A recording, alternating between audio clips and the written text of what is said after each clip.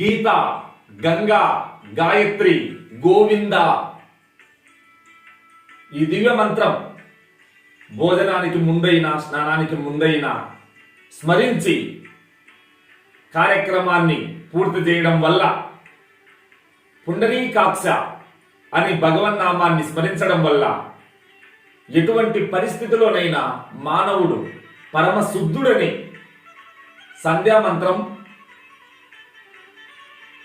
సత్యమైన రహస్యం బోధిస్తుంది. అపవిత్ర పవిత్రోవా సర్వావస్థాం గతోపివ యస్మరేత్ పుండరీకాక్షం సబాహ్యాభ్యంతర శుచి.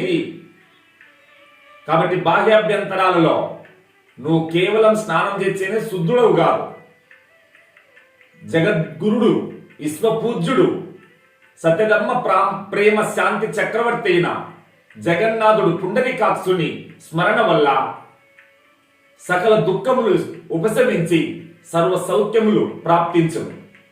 మిత్రమా, ఎటువంటి పరిస్థితుల్లోనైనా పుండరీకాక్ష హరిగోవింద పుండరీకాక్ష అని ముమ్మారంటే శుద్ధుడు వెళ్తావని ఇందులో శాస్త్ర దృఢ నిశ్చయం. ఓం స్వస్తి.